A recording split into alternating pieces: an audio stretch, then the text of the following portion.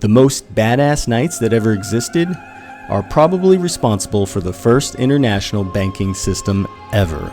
Now, you've probably heard about the Knights Templar. A lot of medieval style games and stuff kind of modeled their paladin class off of these guys. These guys were like holy warriors, and they became a huge military force of just knights who were extremely good at their craft, and they pretty much pledged their lives to the Christian church, the Catholic Church back then. Originally, these guys were known as the poor fellow soldiers of Christ and the Temple of Solomon, but that doesn't roll very easily off the tongue, does it? So the Knights Templar is what they would become known as.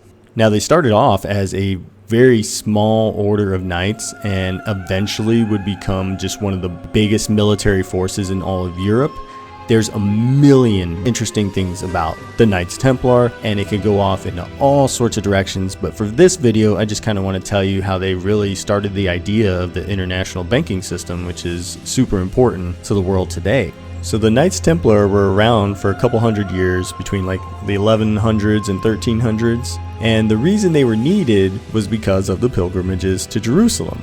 The city of Jerusalem plays a huge part in many religions, including Catholicism or Christianity in general, and there used to be a ton of people who would go on pilgrimages from Europe down to Jerusalem. Now, this is a very long pilgrimage, and there's not a lot of people back then who were just riding around on horses. You might have one or two of the leaders or something, or maybe a kind of small wealthy group of people on horses, but a lot of people had to walk this whole way, or walk to the Mediterranean Sea, take a ship over across the Mediterranean Sea to Israel. This was an important site. Jerusalem was a very important site to the Christians, and that's why they did these pilgrimages. Jerusalem is center in the Holy Bible. It's centered around the lives of the Israelites. They captured Jerusalem and made it their capital. It's centered around Jesus Christ and how he was in Jerusalem, and that's eventually where he would be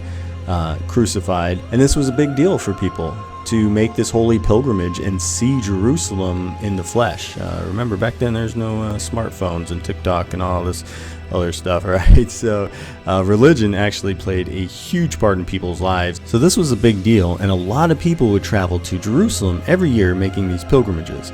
Now, bandits and robbers, they picked up on this, and there were certain paths, so to speak, that the pilgrims would take every year that the bandits and robbers would find out, okay, these people are coming down this way, and they would waylay people.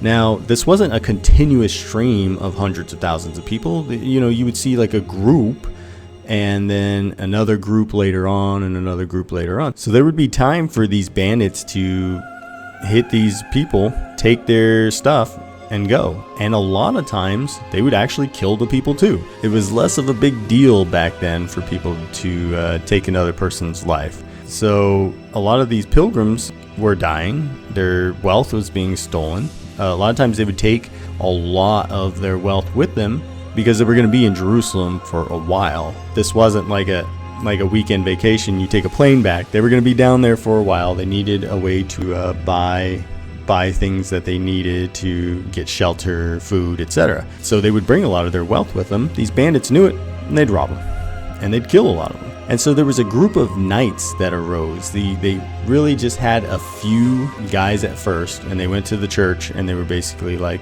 we want to create an order to help escort these people back and forth. Now, they couldn't, obviously stay with every person, but they could kind of patrol the area, so it would deter a lot of bandits. And so the church okayed it. So these guys started as a small order, but the way they grew wealthy and powerful is they kind of made it prestigious to be one of these knights. It was kind of like a big status symbol if you were one of these knights. And they would get barons, landowners, people with in the church that had a lot of wealth that wanted to become a Knights Templar. And it was basically like, look, you can become a Knights Templar, but you have to give us all your wealth. You have to give us your land. You have to give us, you basically have to renounce wealth. They would just make it, kind of like a vow. Renounce your wealth, give it to our order, and you can be part of our order. And a lot of people wanted to do that. The Knights Templar gained all this power. They gained all these knights. They trained very well. They were an extremely feared military order in the Middle East and in Europe, but they pretty much started the first international banking system. So even though you had all this protection, all these pilgrims were going down, there were still, pockets of time where there weren't any knights around, and there were still certain groups getting robbed. And again, they wanted to bring their wealth because they were going to be down there for a while, right? So what happened was the Knights Templar came up with an idea, and they were like, look, we have a headquarters in Europe, and we have a headquarters in Jerusalem. You come to our European headquarters, because all the pilgrims were starting in Europe. So come to our European headquarters, deposit your wealth there.